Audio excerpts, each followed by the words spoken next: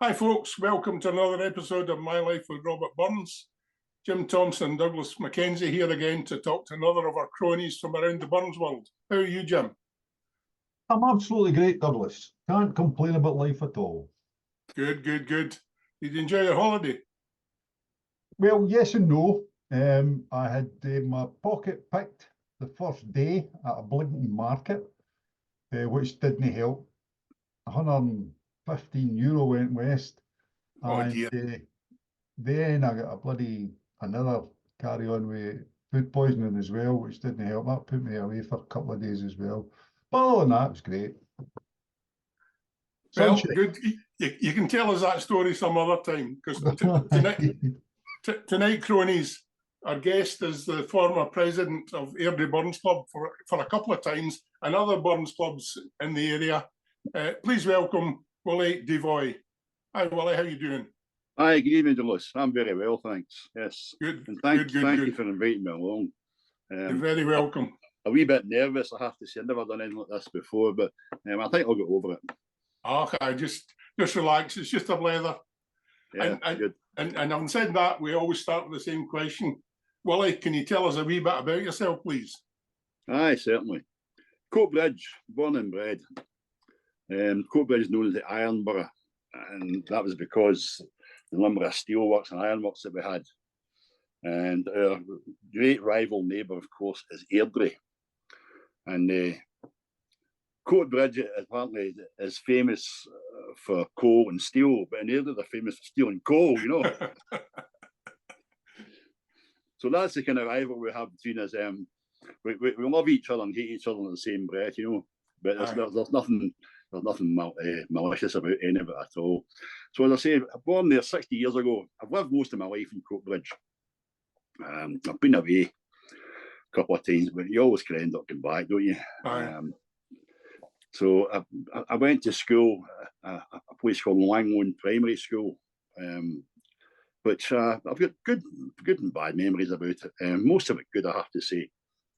And then I went to Coatbridge High School, which most of that was fairly good as well. I didn't hate school, but I wasn't a great lover of school, if you know what I mean. It wasn't my first choice, if you know, being a boy that wanted to play football and do all sorts of other things, you know. What subjects did you like at school? Well, I did particularly like English because I was quite good at it, to be honest. And I also loved history, and that's something that's stuck with me the rest of all my life, because my wife and I are both into history, and we love going and visiting historic places and seeing, you know, watching history programs and television, etc., visiting historic places of interest. So yeah, history, English, physical education, PE, of course, because you got to play football and rugby and things like that, you know. And technical subjects, you know, and that was it. The rest of the subjects that were there, you had to take them anyway. You just went along with the class, you know, sometimes. But, so no sign of burns at school? Very little. I went to Coatbridge High School in 1976, and we had the same English teacher for 3 years, and he was a Shakespeare fan. All right. So I had Julius Caesar and Macbeth coming out my ears after 3 years. We read them profusely from cover to cover, and they also took us to see amateur productions of them. You know, still in university, the students here used to put on Shakespearean stuff, etc. So that was the only. As far as poetry goes at school, there wasn't an awful lot more.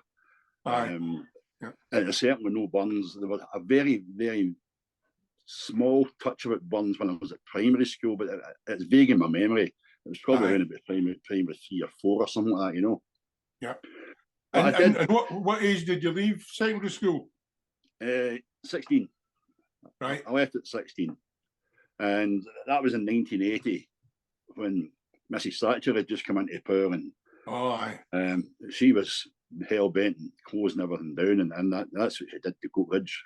we were an industrial town, and all the industries were decimated by the Thatcher policies, etc., and obviously the policies of the European government the day as well, and so there wasn't an awful lot of work, and for the first couple of years, I didn't work for 18 months, and then I got a job working in a hotel in the kitchen, and that didn't last long. The place shut down, and then I moved into a place in Glasgow doing the same kind of work. But I couldn't seem to find anyone who wanted. I actually quite liked the kitchen and liked the cooking, but I couldn't find anyone that would take me on as an apprentice, and get me started. And that's probably the road I would have went down, and I would probably been still at it to this day, but it didn't happen. And then I found myself working in one of the last remaining steelworks, because my dad worked in there, and they'd had a payoff, shut down a factory, but then they found they didn't have enough men for what was happening, so they started taking more men on, etc. And I got started in there, and I lasted in there for 4 or 5 years before the redundancy came along, and it was too good not to take, at my age. They were throwing all sorts of money at you, and I took that, and there was all sorts of they were giving a lot of help after that to get a job. And when you took a job, if you had less money than your average wage, they were making you up to, So it was actually good. You got that for nearly 2 years, so it worked out very well in the end. And then after that, I got married, moved to Edinburgh, because the girl I married came from Edinburgh, and we had a house there. And then we moved out to East Calder, which is just in the outskirts of between Edinburgh and Livingston, small village. And we were there for a few years. And then the marriage broke down. And I moved back to Coatbridge, and by this time I found myself working with the railway. Right. And I've been there ever since. So that's what I do to this day. I'm an on-train conductor with Scotland. Very good. It's funny, we've had quite a few rail women on this. It's one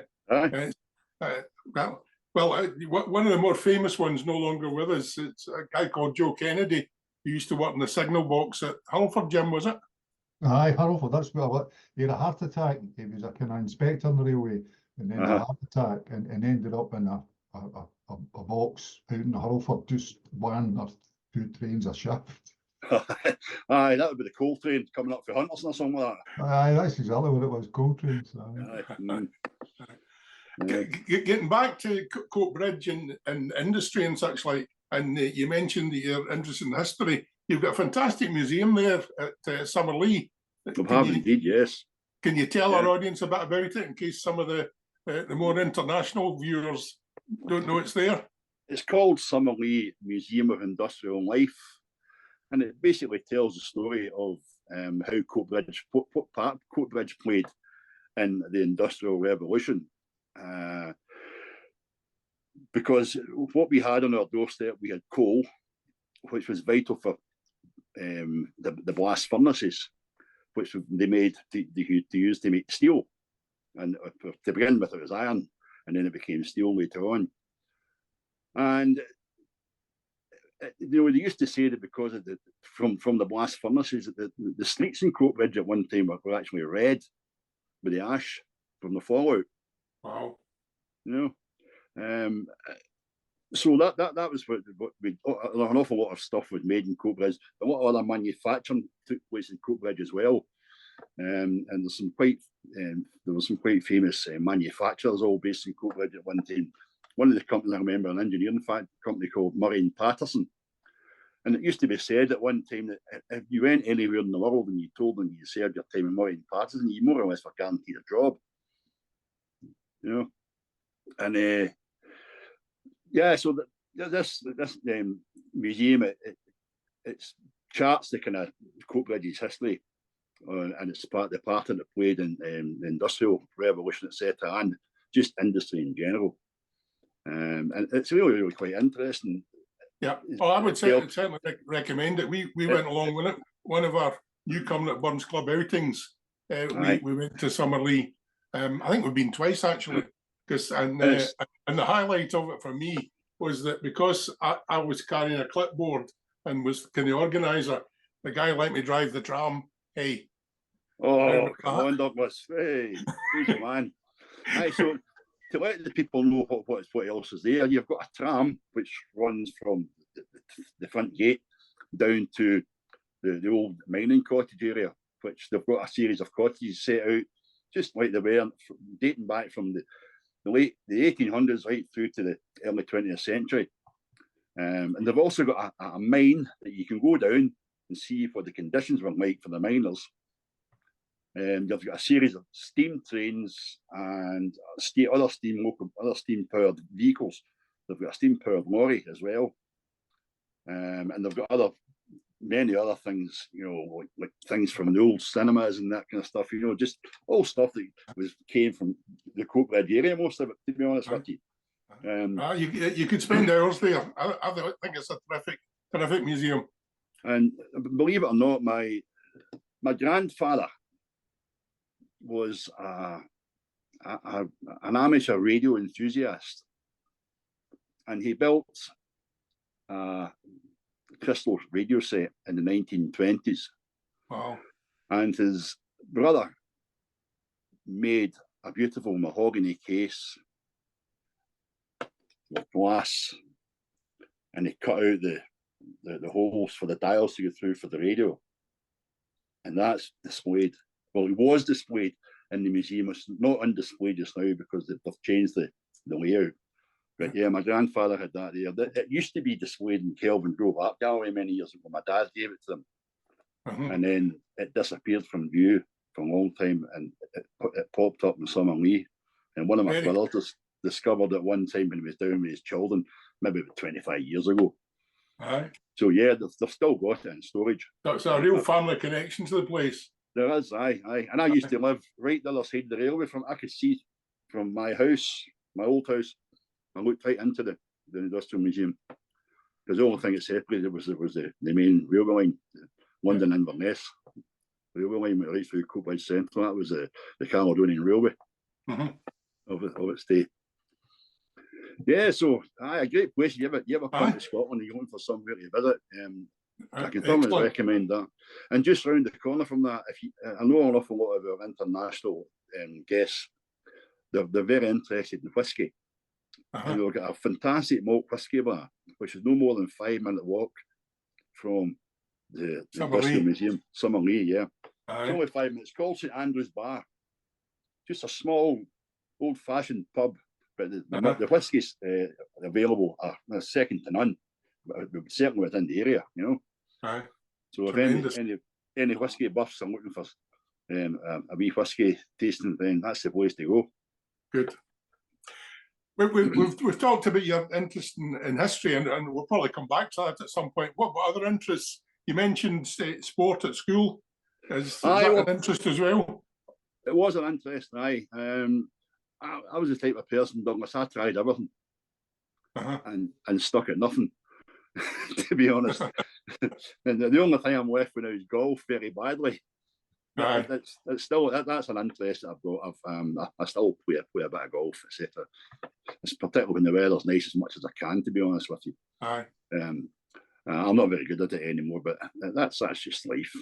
Because I was away from it for quite a while. I never bothered kind of trying to get any better at it. I just like getting out there, go for the walk, enjoy the people that you're with, etc. Enjoy being out in the fresh air. You know. That's my kind of golf as well. I believe that to get value out your green fees, you hit the ball as many times as you can. Aye, well, you and I are the same then. Aye. So, yeah, but I played rugby, I played football, tried table tennis, did a bit of swimming, cricket as well. You know, all sorts of things. Just badminton, that was another one, squash. You know, try anything, have a go at anything. Very good. I think I got that from my dad. Carry on. So I think I probably got that from my dad. He was a bit like that. He liked to try new things, you know. Aye. I remember he came in and told us one time, he was in his early 60s, and he said he was going to learn to windsurf. You know? So we went to Strathclyde Park and he took lessons in windsurfing on Strathclyde Park. You know, and then I don't know what good he got out of whether he'd ever tried it on holiday or not. I never asked him about that. But, and then he took up curling when he retired. You know, very good. So you've not got to curling yourself yet? No, not yet. No. With the dodgy knee, I don't think. With the dodgy knee, I don't think I'll ever get to it, Douglas. Before we started, you were telling us that you were was it president of the Rotary Club? Yes, I've been past president of Coatbridge here in Monkman's Rotary Club. Yeah.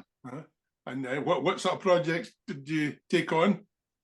Well, I've been organising the Burns Supper for over 20 years there now.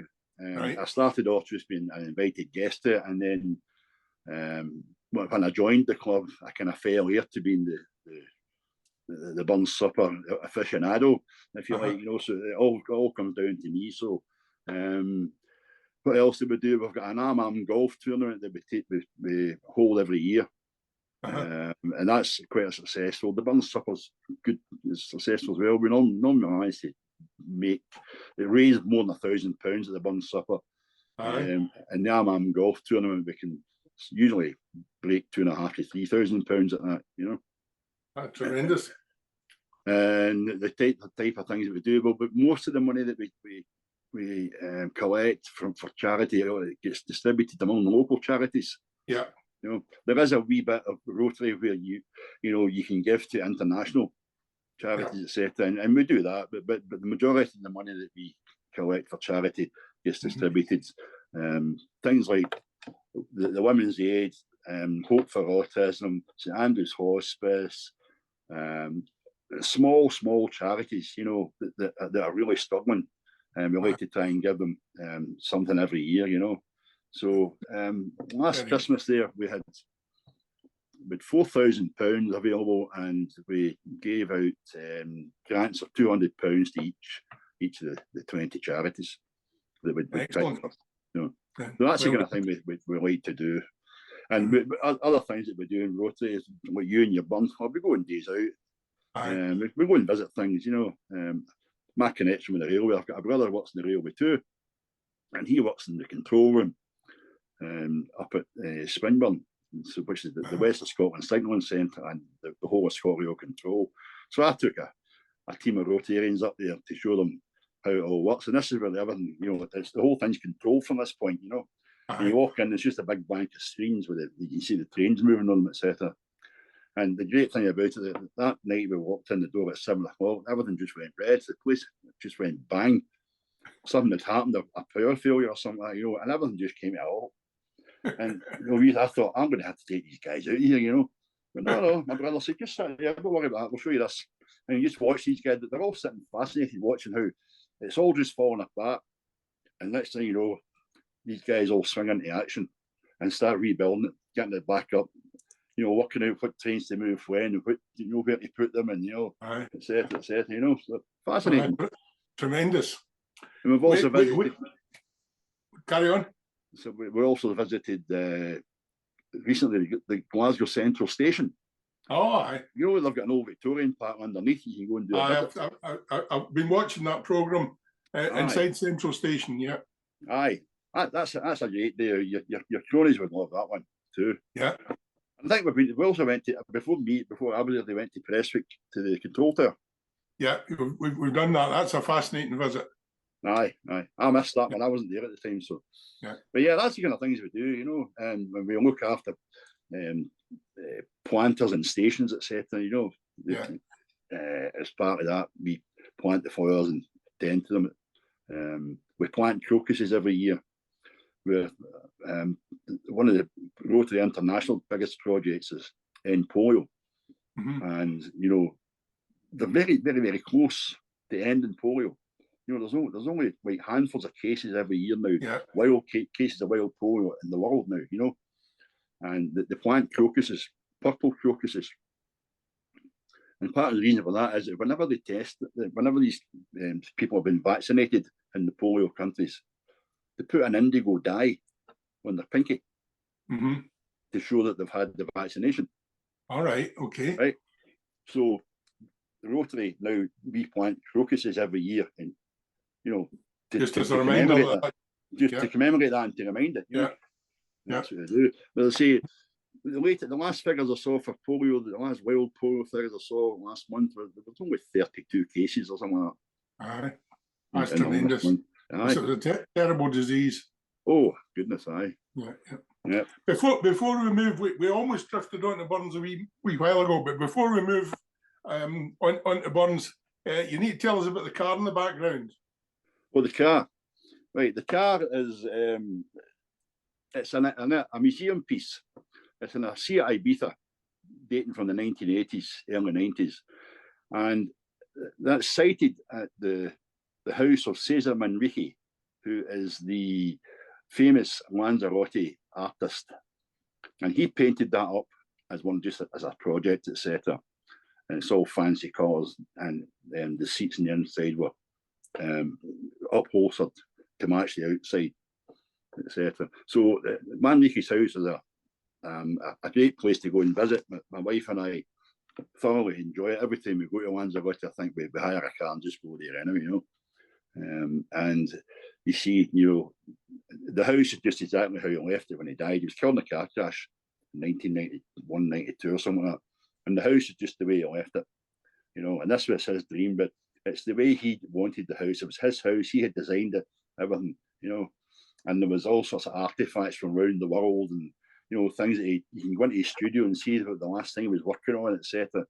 You know, so a fascinating place to go and visit. Very, very interesting. And as I told you previously, there's a local car hire company out there. They got a whole load of modern Seats and a couple of BMWs, and they painted them up in the same colours as what the Manrique had done originally. And you can actually go and hire them now when you're on the island. Fantastic. Right. So that's good. We've done that as well. We've had the Manrique Seat Ibiza. You know? And again, inside it's all upholstered and it's the same colours as outside to match it. And that's where the car come from. Very good. Well, that was fascinating. Well, we went all sorts of directions there, which was really interesting. But let's get on to Burns, and I'll pass you over to Jim to ask some questions about your interest in Burns. Okay. Well, just same as everybody gets. How do you get started with Burns? How did I start with Burns? Well, it's probably to do with the Freemasons. My first Burns supper, if I remember right, was in 1989, and it was in my own mother lodge.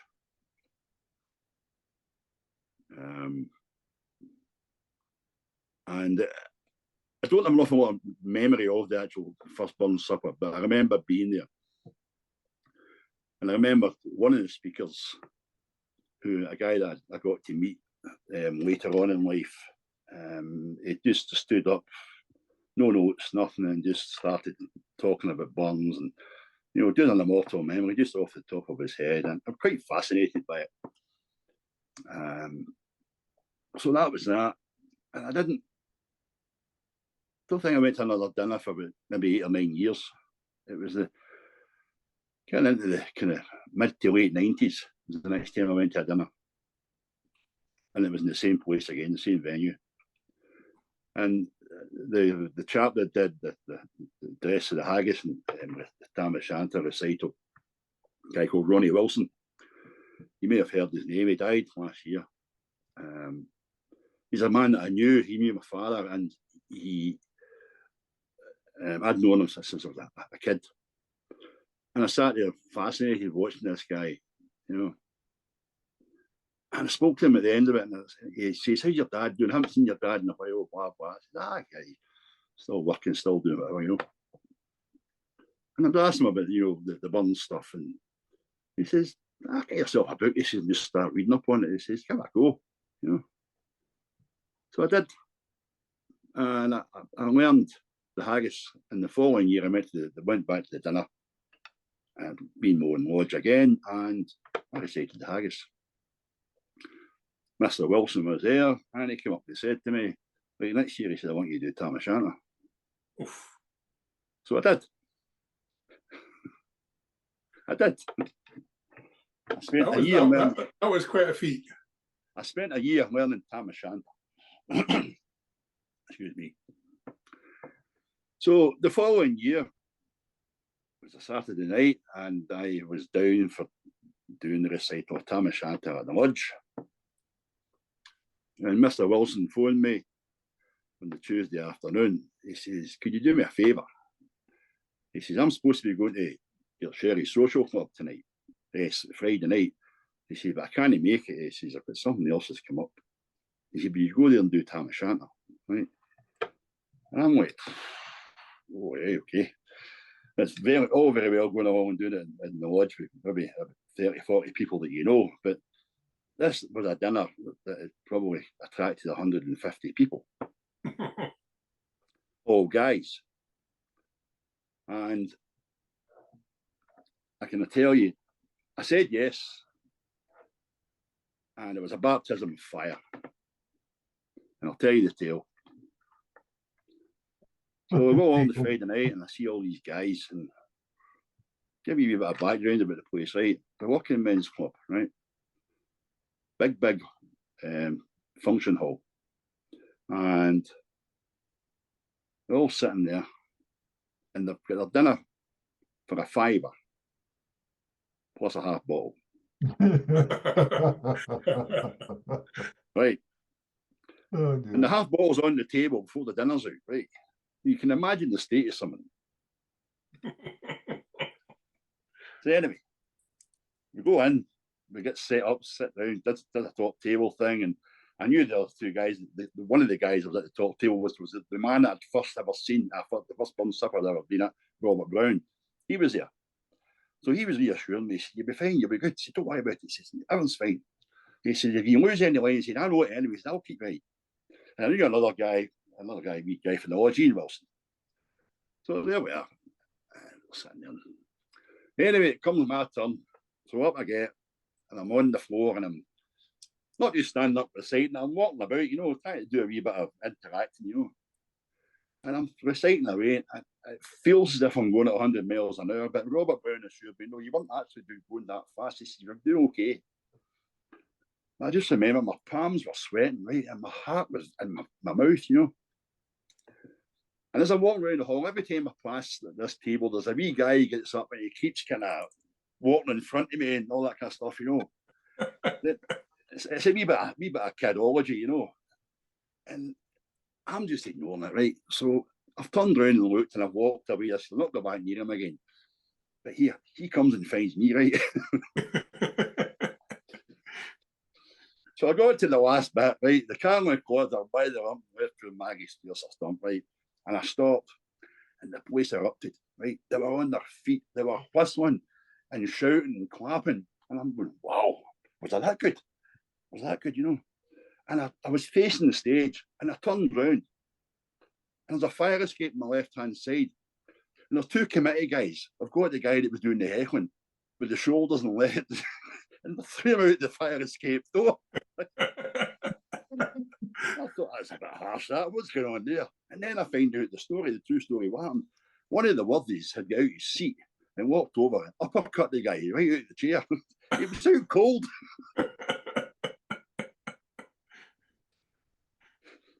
So that was my introduction to reciting buns.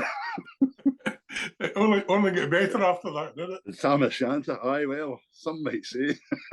But maybe others will tell you the truth.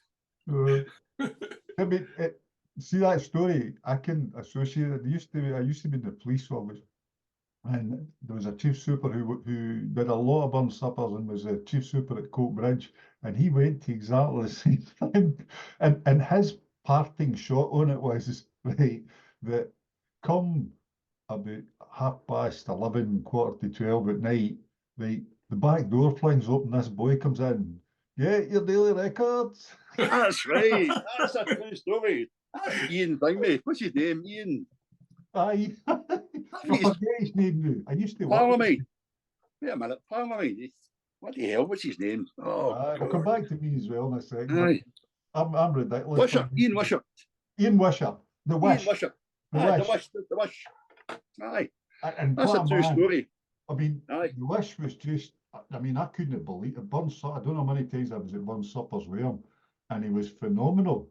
But he says that was his, he could tell it, he could do a toast the lassies based on that Burn Supper. Aye. And folk were falling out their chairs with it, and it was all true stories, and everybody believed them.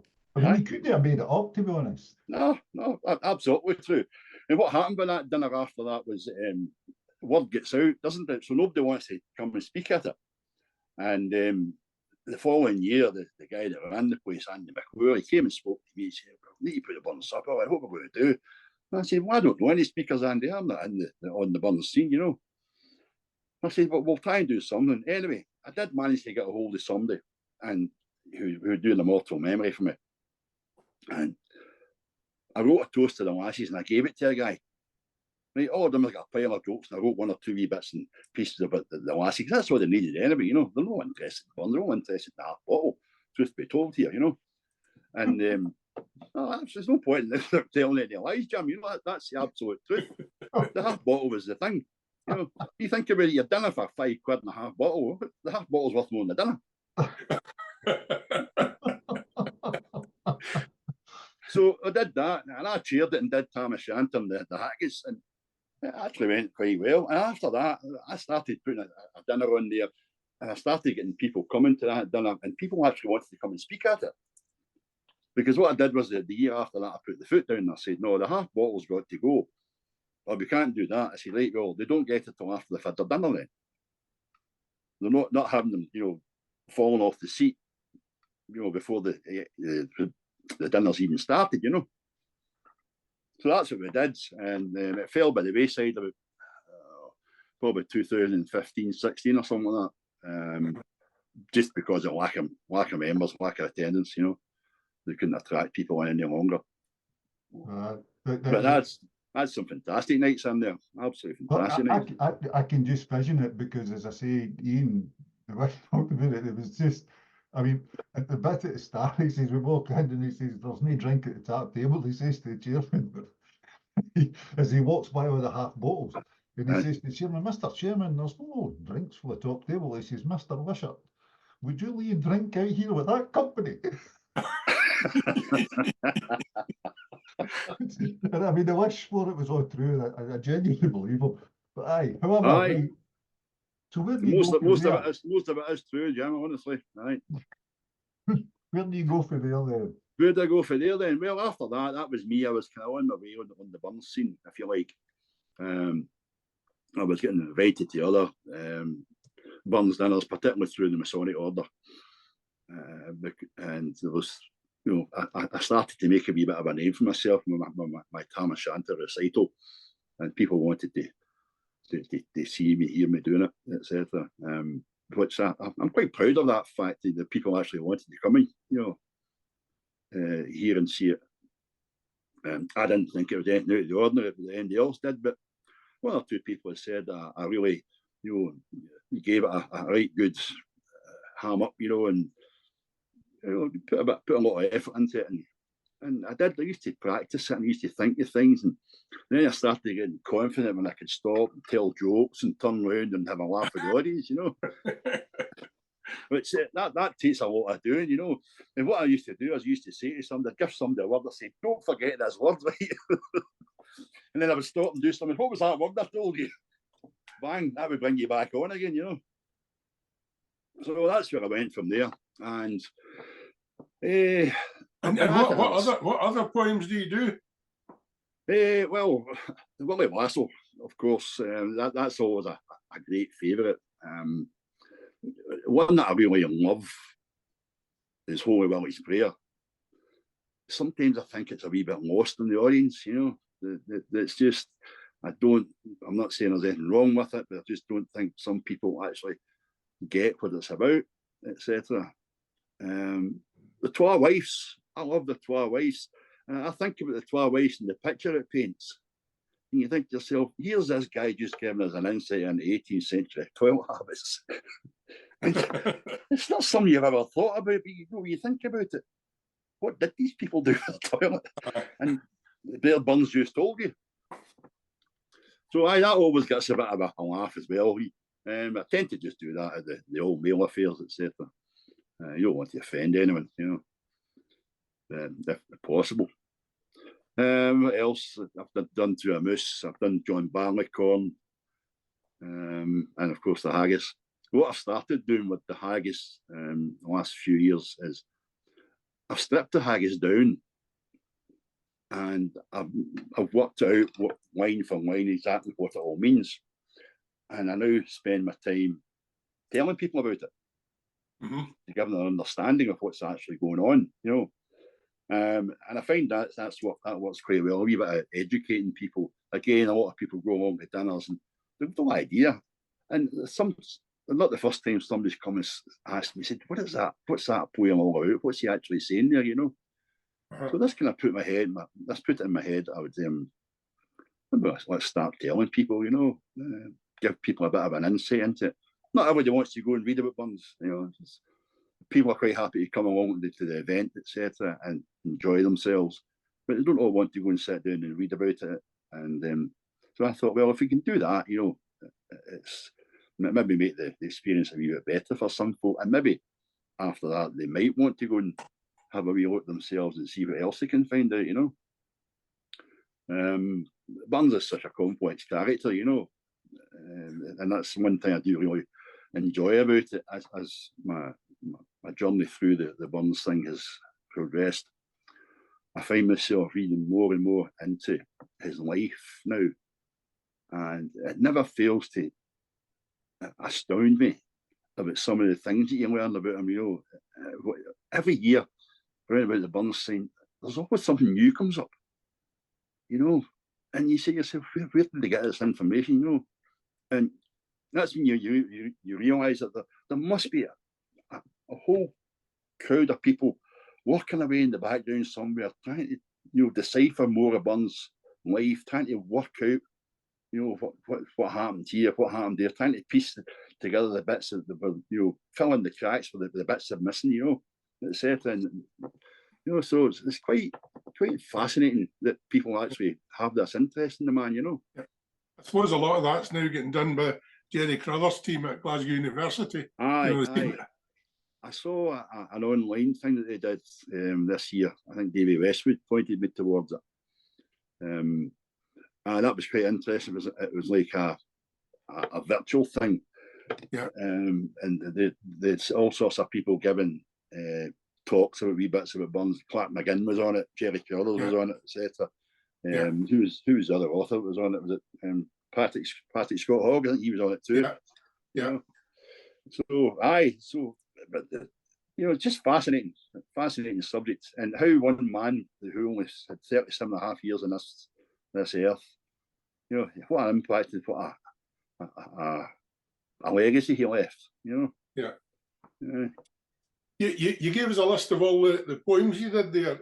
If we twisted your arm, could you give us a couple of verses of something? No.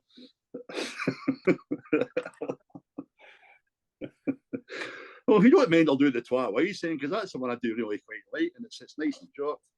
Sounds fine. Okay? Aye. Yep. Well, there was twa wives, twa witty wives, as there played talking my grandy, and they cast out upon a time out o'er a drink of brandy. When up Maggie rose, and forth she goes, and she leaves all merry flighting. She farted by the byre end, for she was going a shiting. She farted by the byre end, she farted by the stable, and thick and nimble were her steps, as fast as she was able. When at yon dyke back, the hungry brack, all raxing for some dokens, the beans and peas came down her thighs, and she cacked all her stockings. Well done. Aye. Oh dear. And I love Willie Lasso as well. I quite like reciting it, but I love going to see the school children do it. Aye.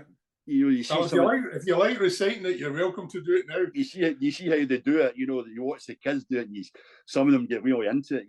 Particularly if they've got a teacher that's into Burns, and maybe a teacher that's also maybe likes a wee bit of acting, etc. They can give them actions to do to Willie Lasso, etc.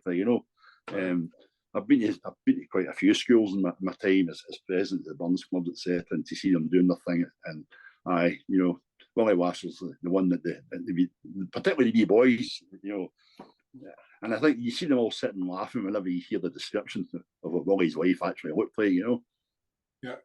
Well, don't hold back. You're welcome to give us it. Okay then. Right, so Willie Wassell, Barton Tweed, the spot, they called it Uncomdorry. Willie was a Wabster gid, could stown a clue with anybody.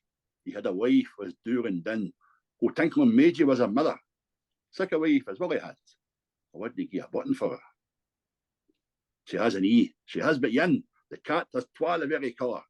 5 rusty teeth, but by a stump and a clapper tongue would Diva Miller.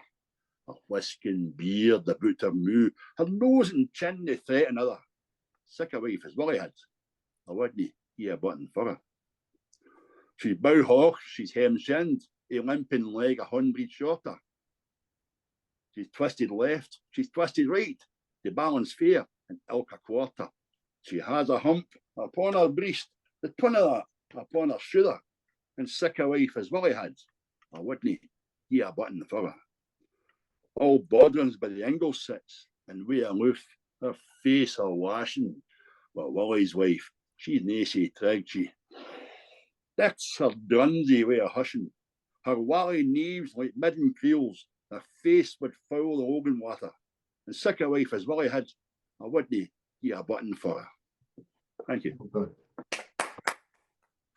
Very good. Very good. Well done.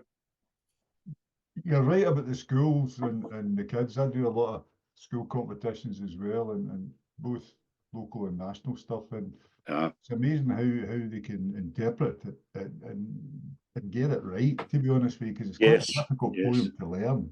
It is. But the thing about my wife's a retired school teacher, and the one reason why the kids love doing all these things is because there's no double maths or double English. It gets them away from that. Aye. So it's not the classroom norm, So this is why they put so much effort into it, I believe. Mm-hmm. What about Burns clubs? You remember of any Burns clubs? I remember a Willie Burns club. Whifflet Burns Club was the first Burns club I joined. It's kind of dormant just now. They never seem to get themselves back off the rails with the COVID. But I'm hopefully going to try and resurrect it this year and bring it back into play. Haven't got enough interest. I don't care how many I get to start it. I'll get it off the ground again.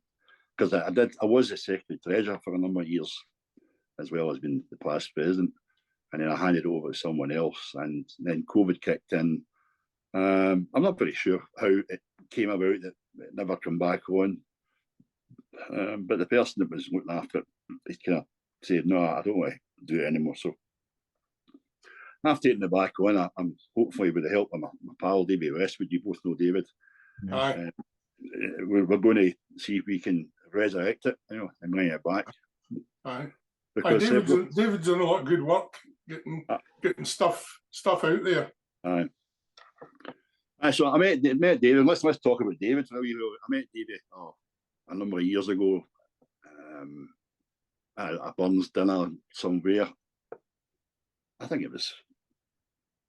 I'm sure it was Dumpelia Cricket Club, and David was there, and I was there, and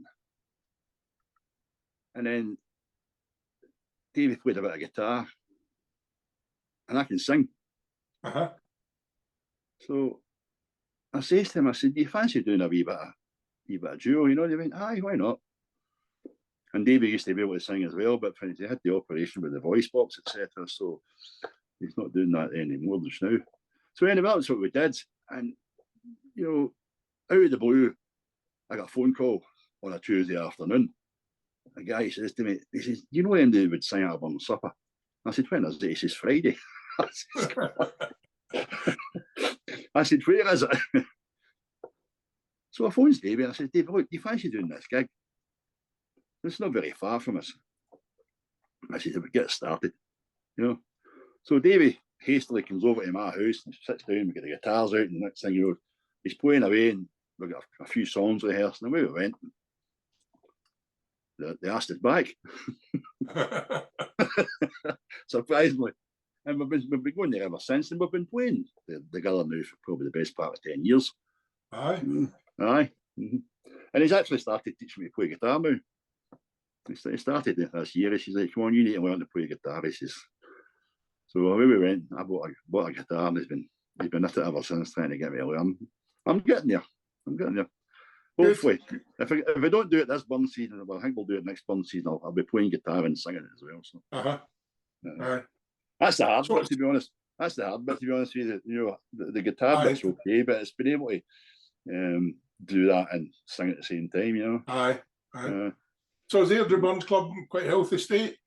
Airdrie's not bad. The membership's about 140, 150 thereabouts. Oh, very good. That's good. Normally their dinner, they can usually bring about 100. They usually go for about 100 of their dinner. Like most Burns Club in our area anyway, I found the same with Whifflet. Whifflet's membership was capped at 60. I don't know why. That's just the way the constitution was written. But you found it was the same 25, 30 people that brought the same 70 guests every year. Yeah. You know? And it was the same at Whifflet, you know. The same 15, 20 people brought the same 50, 60 guests with them every year, you know. Yeah. You know? I mean, there's people, when I was secretary at Whifflet, sorry, I used to send letters out to people every year. And they'd send you their subscription. Never seen them at dinner, you know. Aye. You know? And that could be as much as maybe a third of your membership, maybe more, you know. Yeah. And Airdrie's exactly the same. Strange. Yeah. Yeah. So let's, we've got about 10 minutes left, so let's move on a wee bit and tell us something about your interest in history and places you've visited. What's your favourite place in Scotland? Oh my goodness, there are so many. I actually visited somewhere very, very interesting last Sunday. A place called Kouros. Yes. Kouros. And Kouros Palace. Yes. Yeah. And it's a place that we'd always wanted to go. We'd been there many times and we'd never actually went into the palace. And we're members of the National Trust. And why are we not in this palace? So that's what we did last Sunday. We went and visited that. And that's quite a fascinating tale, that, as to how that came about. And that was all to do with coal. And the person that built the Kouros Palace was a trader and a merchant. And he was the man that owned the mines. And it was his house. Yeah. And that's just one of the really interesting places. Just a great story, you know. And did they not export the coal to places like Holland and come back? The boats come back with all the tiles and things. Yes, that's correct. The pan tiles that are on the roof are all Dutch. Yeah, that's absolutely correct. Aye. And Kouros was an extremely busy port in the 16th, 17th century, trading with the likes of Holland and that part of Europe, etc. And there was boats coming in daily with all sorts of goods. But aye, the red pan tiles, they were all from Holland. They were all Dutch. Other places, Culzean Castle's a favourite, I have to say. I love Culzean Castle. Jim knows a lot about Culzean. He does tours with the Kennedy clans. Oh, right, aye.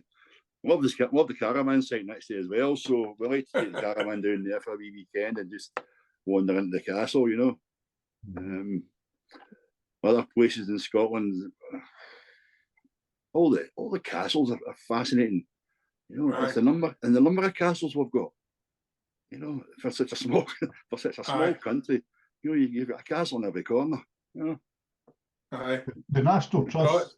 The National Trust's great though. It really is. If you're no watching this, if you're no a member and you live in Scotland, it's really worth the money because if you could do it in England, you get into all that for free as well. It's reciprocal. That's correct, Jim. Aye. And we're also in the other organisation, Historic Scotland. Which, yes, again, Edinburgh Castle. Yep. So you send you out a booklet every year telling you what's what and where's where, and you know, you can just get to when you find the time. That's always the problem, of course, is finding the time to go to these places. You know, particularly when you're still working. You know.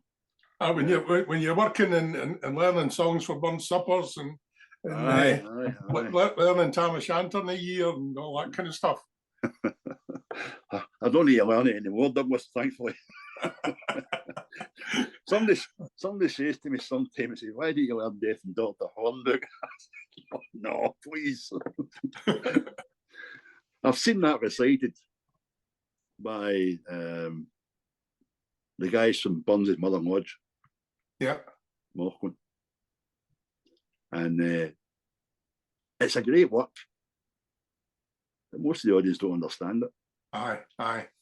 You know, I think that's the problem with a lot of suppers or dinners, that the audience are there to be entertained and they don't necessarily understand anything from the poems. Yeah. They like the rhythm of the poems. And they like the sound bites. Yes. You know, and that's fine. As far as I'm concerned, Burns is a kind of broad church that you can get a lot of knowledge, a lot of education, a lot of pleasure, a lot of entertainment out of Burns. It takes various forms. Absolutely. Yeah. Before we finish, I want to try and finish off with either some more words of poetry from you, or if you really want to, you could sing us a wee song. I knew you were going to ask me that. No, hey, you've got to earn your shilling here. Oh, for goodness sake, you don't even pay me, Jim. They haven't even agreed terms yet.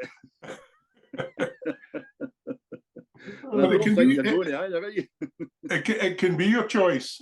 Be happy with a few verses of Tam O'Shanter or a song, whatever you like. Oh, you don't just do a few verses of Tam O'Shanter, do you? No, you really can't. It's just I don't know when to stop. I don't know when to stop, to be honest with you. It's 224 lines. That's 15 exactly later. Exactly that, Jim. Oh, I know that. I like to tell people that. And I always come to the bit where you stop, and I always say that's the first 219 lines that will now be a short interval.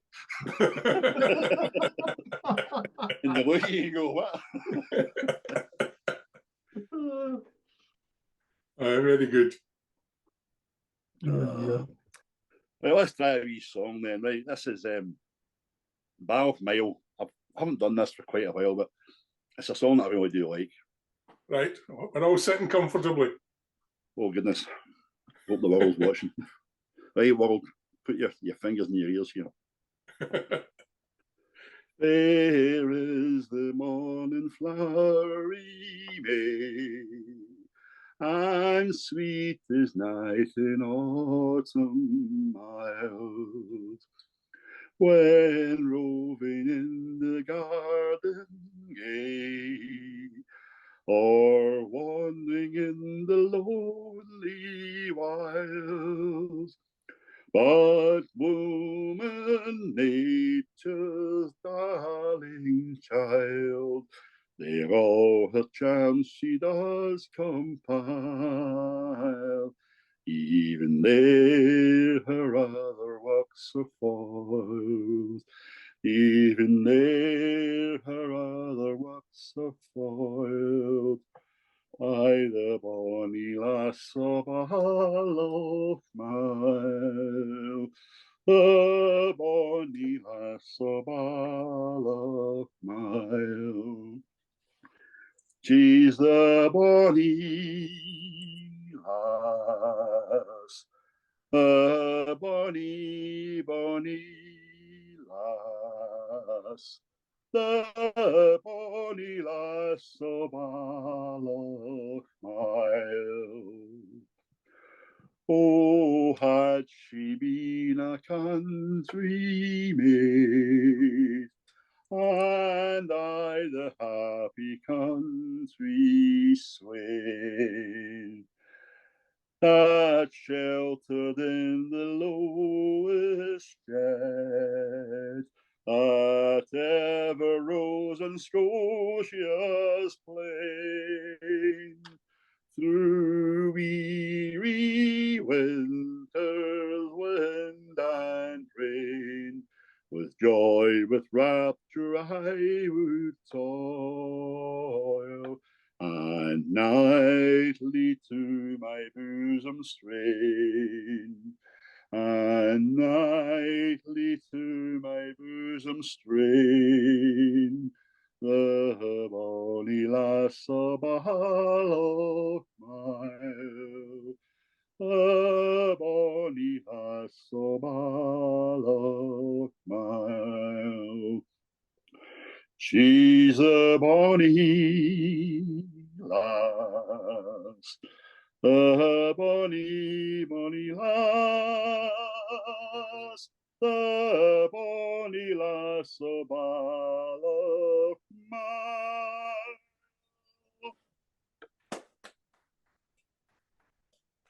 Excellent. It's not. I'm sitting here in Maughline, and that's a lovely song. That's really nice when you think of Balloch Mile just round the corner. Yes, just round the corner for you. That's right. Aye. Fantastic. Aye. Well, that was great, Willie. It's been a pleasure talking to you. I just want to say thank you for telling us about your life with Robert Burns. Thanks very much for having me, gentlemen. I really enjoyed it. I started off a wee bit nervous, but hopefully it all worked out in the end. It was great. We'll get a blether when I switch the recording off. Hold on. Yes.